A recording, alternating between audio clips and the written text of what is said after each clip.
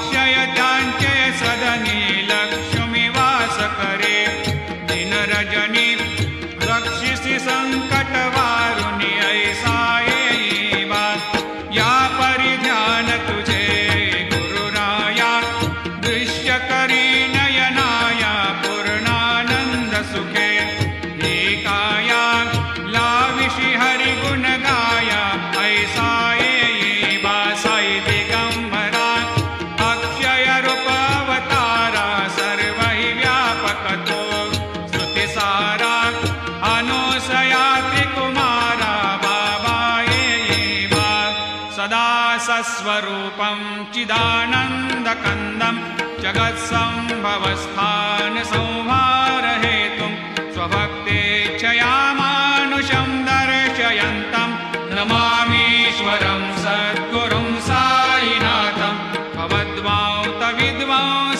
भवद्वांतविद्वांसमार्तण्डमीड्यं मनोवागतीतं मुनिर्ध्यानगम्यं जगद्व्यापकं निर्मलं निर्गुणत्वां नमामीश्वरं सद्गुरुं साईनाथं भवाम्भोधिमग्नार्दितानां जनानां स्वपादाश्रितानां स्वभक्तिप्रियाणां समुद्धारणार्थं कलौ सम्भवन्तं नमामीश्वरं सद्गुरुं साईनाथं सदा निम्बवृक्षस्य मूलाधिवासात् सुधास्राविणं तेक्तमप्यप्रियन्तं तरुं कल्पवृक्षाधिकं साधयन्तं नमामीश्वरं सद्गुरुं साईनाथं सदा कल्पवृक्षस्य तस्याधिमूले भवद्भावबुद्ध्या सपर्यादिसेवां नृणां कुर्वतां भुक्तिमुक्तिप्रदन्तं नमामीश्वरं सद्गुरुं साईनाथम् अनेकाश्रुता तर्क्यलीलाविलासै समावेशकृतेशान् भास्वत्प्रभावम् अहं भावहीनं प्रसन्नात्मभावं नमामीश्वरं सद्गुरुं साईनाथं सतां विश्रमाराममेवाभिरामं सदा सज्जनैः संस्तुतं सन्नमद्भिः जनामोददं भक्तभद्रप्रदन्तं नमामीश्वरं सद्गुरुं साईनाथम् अजन्माद्यमेकं परब्रह्म साक्षात् स्वयं सम्भवं राममेवावतीर्णं भवद्दर्शनात् सम्पुनीतप्रभोहं नमामीश्वरं सद्गुरुं साईनाथम् श्री साईश कृपानिधे किल नृणां सर्वार्थसिद्धिप्रदा युष्मत्पादरजप्रभावमतुलं धातापि वक्ता क्षमः सद्भक्त्या शरणं कृताञ्जलिपुट सम्प्रापितोऽस्मि प्रभो श्रीमत्साई परेश पादकमलान् न्यान्यच्छरण्यं मम सायेरोपधर रागोत्तमं भक्तकामविबुधद्रुमं प्रभुं माययोपहत चित्तशुद्धये चिन्तयाम्यमर्निशं मुदा शरत्सुधांशो प्रतिमं प्रकाशं कृपातपत्रं तव साईनाथ त्वदीयपादाब्जसमाश्रितानां स्वच्छायया तापमपाकरोतु उपासनादैवत साईनाथ स्तवैर्मयोपासनिना स्तुतस्त्वं रमेन्मनोन्मे तव पादयुग्मे भृङ्गो यथाब्जे मकरन्दलुब्धः अनेकजन्मार्जितपापसंशयो भवेद्भवत्पादसरोजदर्शनात् क्षमस्व सर्वान्धपरान्धपुञ्जकान् प्रसीद सायेश सद्गुरोदयानिधे श्री साईनाथ चरणामृतपोतचित्तास् सत्पादसेवनरतः सततं च भक्त्या संसारजन्यदुरितोर्धवनिर्गतास्ते कैवल्यधाम परमं समवाप्नुवन्ते स्तोत्रमेतत्पठेद् भक्त्या यो नरस्तन्मना सदा सद्गुरो साईनाथस्य कृपापात्रं भवेद्ध्रुवं रुसो मम प्रियाम्बिका मजवरी पिता हि रुसो रुसो मम प्रियाङ्गना प्रियसुतात्मजा हि रुसो रुसो भगिनी बन्धु हि पशुरसा सुबाई रुसो न दत्त गुरु साई मामजवरी कधीही रुसो पुसो न सुनबाई त्या मजन भ्रातृजाया पुसो पुसो न प्रिय सोयरे प्रिय सगे न ज्ञाते पुसो पुसो सुरदना सखा स्वजन नाप्त बंधु पुसो परी न गुरु साई मामजवरी कधीही रुसो पुसो न अबला मूले तरुण रुद्धहीना पुसो पुसो न गुरु धाकुटे मजन थोरसाने पुसो पुसो न च भले बुरे सुजन साधुहीना पुसो परी न गुरु साई मामजवरी कधीही रुसो रुसो चतुरतत्त्वविद्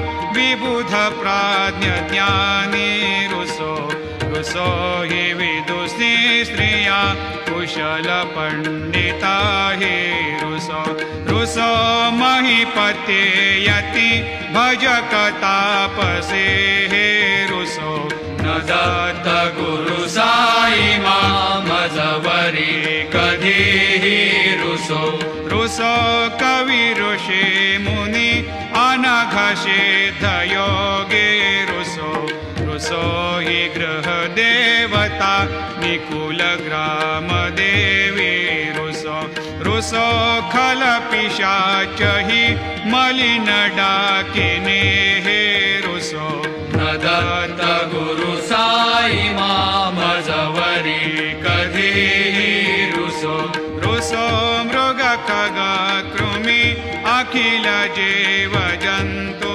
रुसो रुसो विटप प्रस्तरा अचल आपगाब्धि रुसो रुसो खपवनाग्निवार अवनि पंचतत्वे रुसो न दत्त गुरु साई मामजवरी कधीही रुसो रुसो विमल किन्नरा अमल यक्षिणे रुसो रुसो शशि खगादिः गगनितारका रुसो रुसो अमर राजहि अदय धर्मराजा रुसो न दत्त गुरु साई मामजवरी कधीही रुसो रुसो मन सरस्वती चपल चेतते रुसो रुसो वपुदिशाखिला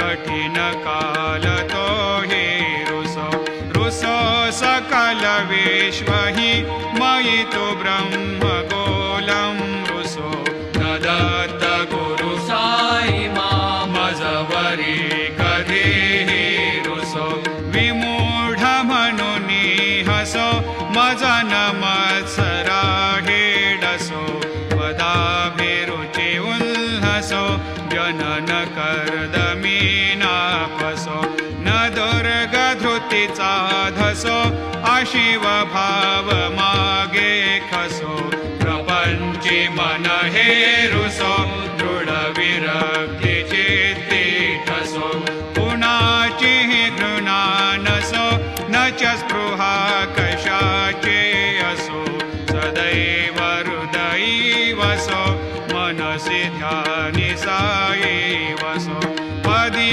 प्रणय ओरसो निखिल दृश्य बाबादिसो न दत्त गुरु साई मामुपरि याचनेला रुसो हरि ओम यज्ञेन यज्ञमयजन्त देवा स्थानि धर्माणि प्रथमान्यासन्न तेहनाकं महिमान सजन्त यत्र पूर्वे साध्या सन्ति देवाः ॐ राजाधिराजाय प्रसह्य साहिने नमो वयं वै श्रवणाय कूर्महे समे कामान् कामकामाय मह्यं कामेश्वरो वै श्रवणो दधातु कुबेराय वै श्रवणाय महाराजाय नमः।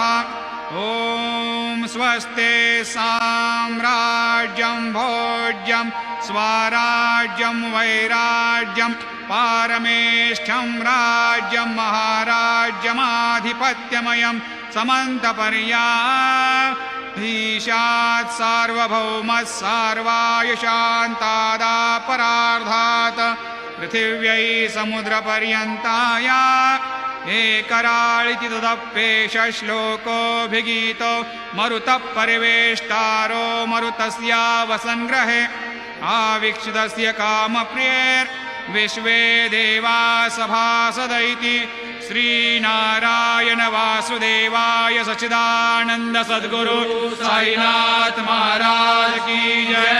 करचरणकृतं वा कायजं कर्मजं वा श्रवणनयनजं वा मानसं वा अपराधं विहितमविहितं वा सर्वमेतत्क्षमस्व।